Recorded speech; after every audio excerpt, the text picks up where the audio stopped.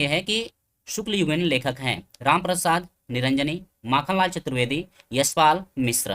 बच्चों शुक्ल युग लेखक, शुक्ल युगीन लेखक हैं।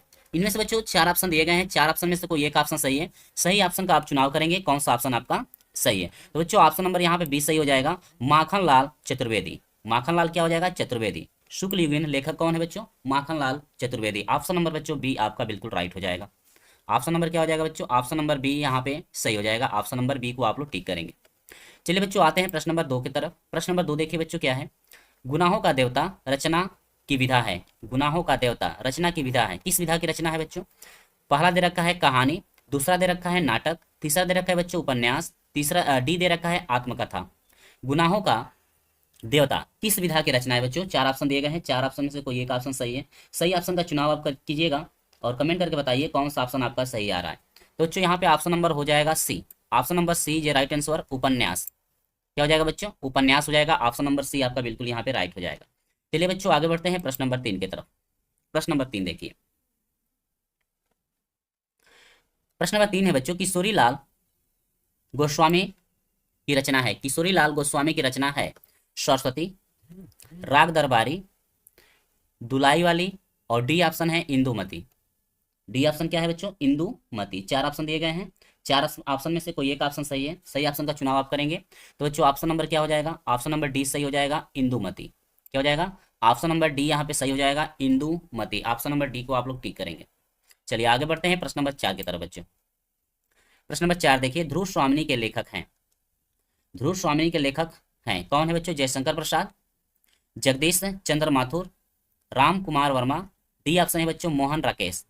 चलिए 4 ऑप्शन में से कोई एक ही ऑप्शन सही है बच्चों। सही ऑप्शन का चुनाव कीजिए और बताइएगा कौन सा ऑप्शन आपका सही आ रहा है। तो जो ऑप्शन नंबर यहाँ पे ऑप्शन नंबर आपका ए सही हो जाएगा, Jaishankar Prasad. Option number A पे आप लोग टिक करेंगे, जयशंकर प्रसाद। ठीक है, जयशंकर प्रसाद बिल्कुल आपका राइट आंसर हो जाएगा। आगे बढ़ते हैं बच्चों, प्रश्न नंबर 5 को देखिए। प्रश्न नंबर 5 क्या है, ध्यान दीजिए इस प्रश्न को और इसके जवाब दीजिएगा। प्रश्न नंबर 5, संस्कृति और सभ्यता निबंध के निबंधकार हैं। संस्कृति और सभ्यता निबंध के निबंधकार कौन हैं, रामदास गौड़, श्याम सुंदर दास, सी ऑप्शन है बच्चों रामचंद्र शुक्ल, डी ऑप्शन है बच्चों डॉक्टर नगेंद्र।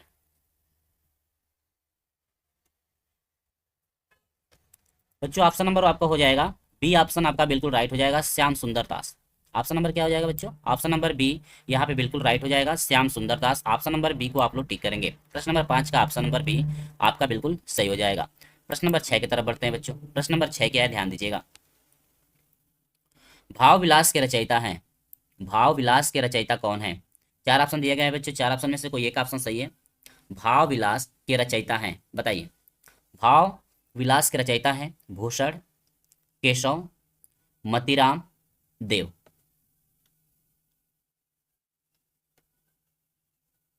तो बच्चों यहाँ पे ऑप्शन नंबर आपका बिल्कुल यहाँ पे डी सही हो जाएगा, देव। क्या हो जाएगा, ऑप्शन नंबर डी यहाँ पे बिल्कुल सही हो जाएगा, देव।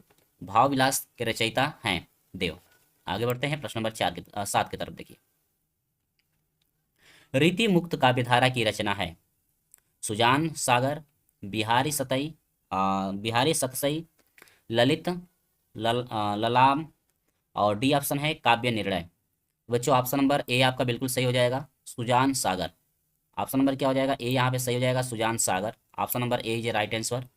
ऑप्शन नंबर ए को आप लोग टिक करेंगे, सुजान सागर। आगे बढ़ते हैं अगले प्रश्न की तरफ। अगला प्रश्न देखिए, प्रश्न नंबर अगला प्रश्न नंबर 8 की तरफ बढ़ते हैं। दूसरा शतक का प्रकाशन वर्ष है। दूसरा शतक का प्रकाशन वर्ष कौन सा है बच्चों, 1943, 1951, 1979, 1985। दूसरा शतक का प्रकाशन वर्ष है, बताइएगा कौन सा आपका ऑप्शन सही हो जाएगा। प्रकाशन वर्ष कौन सा है, 1951। क्या हो जाएगा बच्चों, 1951। दूसरा सप्तक का प्रकाशन वर्ष है 1951। ऑप्शन नंबर बी यहाँ पे बिल्कुल सही हो जाएगा, ऑप्शन नंबर बी। 10वें नंबर का क्या हो जाएगा, ऑप्शन नंबर बी।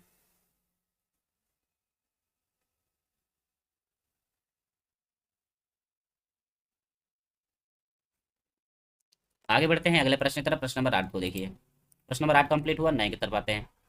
प्रगतिवाद युग के कवि हैं, प्रगतिवाद युग के कवि हैं शिवमंगल सिंह, सुमन, प्रभाकर माचवे, सी ऑप्शन है नरेश मेहता, डी ऑप्शन है जगदीश गुप्त। चार ऑप्शन दिए गए हैं, चार ऑप्शन में से कोई एक ऑप्शन आपका सही है। सही ऑप्शन का चुनाव आप करेंगे, बताएंगे कौन सा ऑप्शन आपका सही सही हो रहा है। तो बच्चों प्रगतिवाद युग के कवि जो हैं Shivmangal Singh Suman. Option number A आपका बिल्कुल सही हो जाएगा बच्चों। ऑप्शन नंबर क्या हो जाएगा ए। ऑप्शन नंबर ए यहाँ पे बिल्कुल सही हो जाएगा। प्रश्न नंबर 9 का ऑप्शन नंबर ए आपका बिल्कुल सही हो जाएगा। चलिए बच्चों प्रश्न नंबर 10 की तरफ बढ़ते हैं। महादेवी वर्मा की रचना है बच्चों, महादेवी वर्मा की रचना कौन है? त्रिधारा, वीणा, पथ के साथी, गुंजन। चार ऑप्शन दिए गए हैं, चार ऑप्शन में से कोई एक ऑप्शन सही है बच्चों, और सही ऑप्शन का चुनाव करेंगे आप। तो ऑप्शन नंबर आपका सी सही हो जाएगा, पथ के साथी। ऑप्शन नंबर क्या हो जाएगा? सी आपका सही हो जाएगा, पथ के साथी। ऑप्शन नंबर सी आप बिल्कुल टिक करेंगे। प्रश्न नंबर 11 को देखिए। विंध्य के वासी उदासी तपोव्रतधारी महाविनु नारी दुखारे।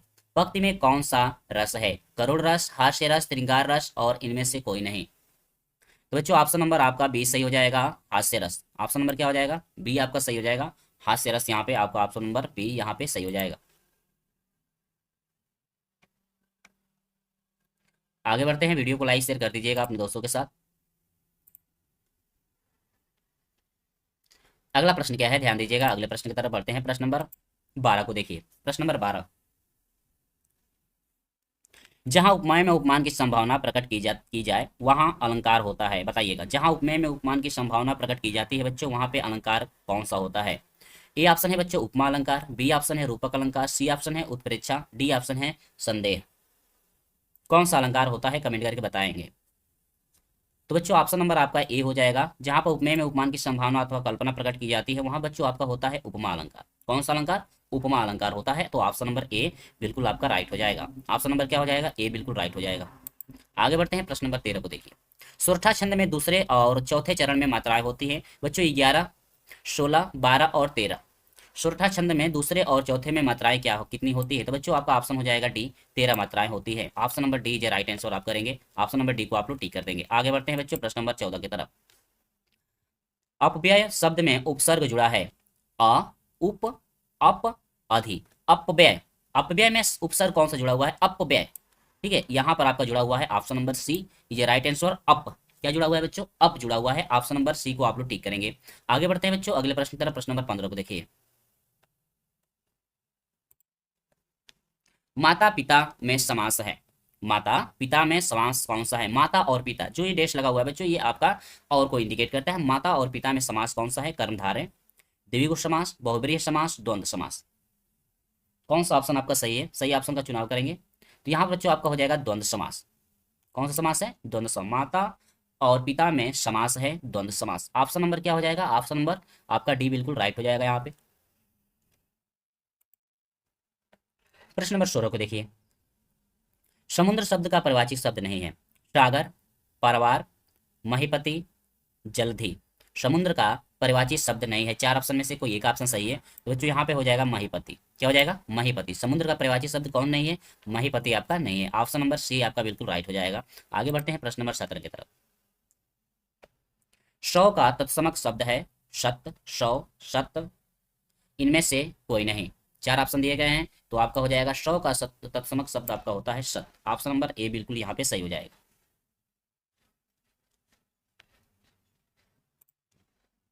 प्रश्न नंबर 18 को देखिए।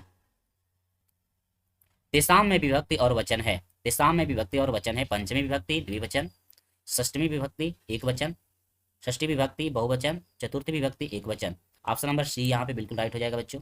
षष्ठी विभक्ति बहुवचन, षष्ठी विभक्ति बहुवचन। ऑप्शन नंबर यहाँ पे सी बिल्कुल यहाँ पे सही हो जाएगा। आगे बढ़ते हैं प्रश्न नंबर 19 की तरफ। तुमसे सोया नहीं जा सकता, तुमसे सोया नहीं जा सकता वाक्य में वाच्य है कर्तृत्ववाच्य, भाववाच्य, कर्मवाच्य, इनमें से कोई नहीं। ऑप्शन नंबर बी यहाँ पे सही हो जाएगा, भाववाच्य। क्या हो जाएगा? भाववाच्य। ऑप्शन नंबर बी यहाँ पे बिल्कुल सही हो जाएगा। आगे बढ़ते हैं प्रश्न नंबर 20 देखिए। विकारी पद नहीं है गाय, सभा, प्रतिदिन, रमेश। विकारी शब्द नहीं है, विकारी पद नहीं है, सही।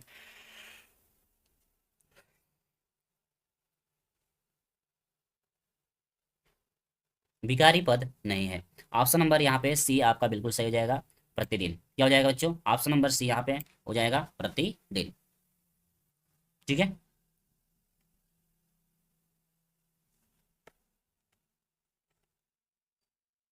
तो बच्चों आज की क्लास में बस इतना ही, मिलते हैं आपसे अगले वाली क्लास में। तब तक के लिए जय हिंद, जय भारत। जाते जाते वीडियो को लाइक सर अपने दोस्तों के साथ